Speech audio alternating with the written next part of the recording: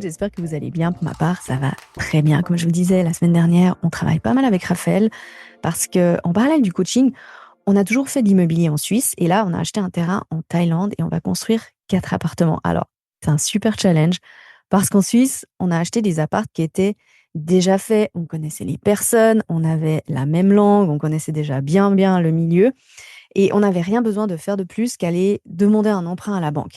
Et là, on est dans l'inconnu. On est aussi dans la posture du promoteur dans un pays étranger où on ne parle pas la langue. Moi, je parle très bien anglais, mais j'ai pas le vocabulaire de l'immobilier en anglais. Raphaël, il parle pas du tout anglais. Par contre, il est en train d'apprendre le thaï. Donc, et surtout, on doit tout voir de A à Z. Tous les matériaux de construction, comment ça se passe, le timeline, enfin, le budget, etc. Et c'est génial parce qu'on travaille main dans la main. Alors, bien sûr, ça fait peur, hein, peur de se planter, mais comme toujours, on a plus peur des regrets de ne pas avoir essayé que de se planter. Et même si mon ego à moi, alors Raphaël, pas du tout, lui, il a pas du tout ça, mais mon ego à moi, il a absolument pas envie de donner raison à tous ceux qui nous ont dit qu'on allait se faire avoir, bah, ma vie entière, enfin, depuis mes 27 ans, elle s'est construite sur la prise de risque et sur, finalement, je veux pas dire prouver aux gens qu'ils avaient tort ou prouver que je pouvais y arriver, mais oui, c'est plus pour moi me prouver que je pouvais y arriver et en fait, l'envie d'ouvrir mon esprit à ce qui est possible et avant ces 27 ans, j'étais vraiment plan-plan dans ma routine. Comme je vous disais dans un des épisodes, j'aurais jamais pensé faire tout ce que j'ai fait jusque-là aujourd'hui. C'est parti d'une décision d'avoir l'amour de ma vie, d'avoir cette belle relation et voilà où j'en suis aujourd'hui. Donc même si parfois, voire très souvent, c'est stressant, ça vaut vraiment le coup. Qui nous mène parfaitement au sujet d'aujourd'hui où je vais casser un mythe qui vous pourrit la vie. Je le vois vraiment tous les jours. Ce mythe, c'est que faire des rencontres, c'est difficile. Non, faire des rencontres, ce n'est pas plus difficile qu'avant, ou c'est pas difficile, en fait. Alors, je sais que parfois vous vous dites: «Ça l'est», mais c'est pour que vous m'écoutiez. Comme vous le savez, on est des grands enfants et des adolescents dans un corps d'adulte et si je vous contredis dans une croyance qui est très ancrée, votre cerveau va se refermer comme une huître. Encore plus si, comme moi, vous avez une tendance rebelle. Surtout que, pour la plupart d'entre vous, on ne se connaît pas personnellement. Vous ne savez pas si tout ce que je vous raconte est vrai. Vous ne savez pas si ma relation, elle est vraiment géniale avec Raphaël, si on est vraiment bien en Thaïlande ou si on vit dans un gouge et qu'on n'arrive pas à joindre les 2 bouts et qu'on s'engueule tout le temps, vous voyez? Vous savez pas, vous vivez pas avec nous. Donc c'est normal que le cerveau, quand je vous offre une nouvelle croyance, quelque chose que moi je crois possible et que j'ai vu possible sur mes clientes, bah, il se referme comme une huître. C'est complètement normal et même pire, parfois ça arrive dans notre vie de tous les jours. Je vous ai raconté la fois où j'avais prévu de mettre des sous-vêtements sexy pour mon copain du moment, hein. Si vous avez écouté une des conférences, c'est celui que j'attendais devant son garage. Donc, j'avais prévu de faire ça le jour même. Et ce jour-là, ce même jour où j'avais prévu de le faire, il me sort avec un ton de reproche, limite dédaigneux. Tu pourrais une fois mettre des sous-vêtements sexy. Et là, mon cerveau, il s'est refermé comme une huître et m'a offert cette pensée, bah, tu peux aller le faire voir. Alors, je lui l'ai pas dit à voix haute, mais je me le suis dit à moi-même. Et j'ai jamais mis de sous-vêtements sexy. Voilà, la fin de l'histoire. Donc, cette attitude rebelle, on doit parfois la contourner et expliquer aussi le contexte et expliquer les choses un petit peu d'un autre point de vue ou différemment. Et vous savez, c'est la même chose quand on essaie de nous vendre un truc qu'on a besoin, dont on a envie, et que la tendance rebelle, elle dit: «Bah non, j'ai plus envie», juste parce qu'on veut pas donner satisfaction au vendeur. Moi, ça m'arrivait tous les jours et au final, bah, j'avais pas ce que je voulais vraiment parce que j'écoutais plutôt mon ego rebelle et que je voulais gagner. J'avais ce sentiment, bah, moi j'ai gagné parce que je t'ai pas donné à toi vendeur ou à toi mon copain que j'aime même pas, avec qui je suis même pas bien, je vais pas te donner ce que tu veux. Ouais, bah, au final, j'avais pas ce que moi je voulais. Donc voilà, pour la petite parenthèse. Alors, je suis même sûre que certaines d'entre vous l'ont fait avec moi aussi et je vous ai préparé un épisode la semaine prochaine qui va vous éclairer sur pas mal de choses au niveau de l'accompagnement de manière générale. Ceci étant expliqué, en vrai, il n'a jamais été aussi facile de faire des rencontres. On est connecté avec le monde entier, on gagne notre propre argent, donc on n'est plus stressé de vite faire la rencontre pour qu'on subvienne à nos besoins. Grâce aux applis, tu peux littéralement rencontrer un homme partout, ailleurs, dans un autre pays. Typiquement, tu peux te dire: «Tiens, je rencontrerais bien un Australien» et pouf, tu te localises en Australie. Je dis ça parce qu'ils sont vraiment canons, les Australiens. Le jour où j'ai atterri à Sydney, j'ai eu l'impression d'arriver dans le monde magique des beaux gosses. Mais tu peux choisir n'importe quel endroit au monde et même chez toi, parce que je sais que certaines, vous aimez votre chez vous, vous aimez votre petit village, vous aimez Paris, vous aimez Québec, vous aimez là où vous vivez, mais vous avez ce sentiment que c'est trop petit. Mais en fait, pas du tout.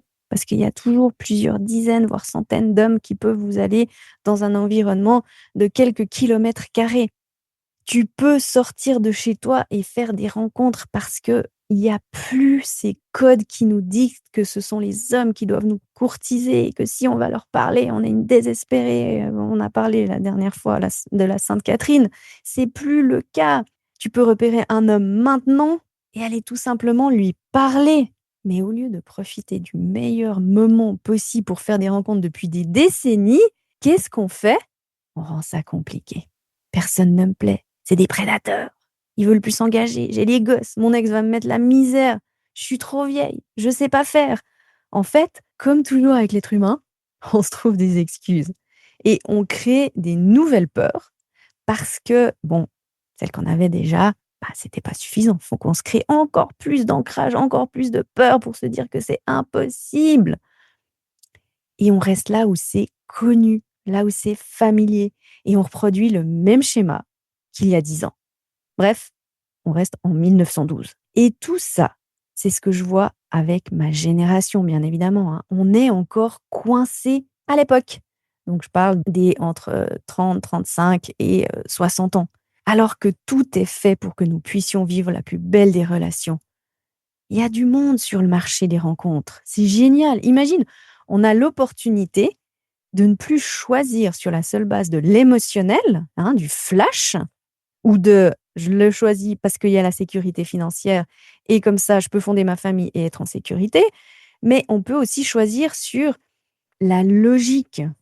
Hein, je vous l'enseigne dans la formule amoureuse. Valeurs communes, non négociables, attirance mutuelle. C'est les trois essentiels, ça, pour qu'on ait une relation qui nous va à tous les deux, à lui comme à vous, et qui va durer dans la complicité, où on ne se déchire pas pour les vacances, pour l'éducation des enfants.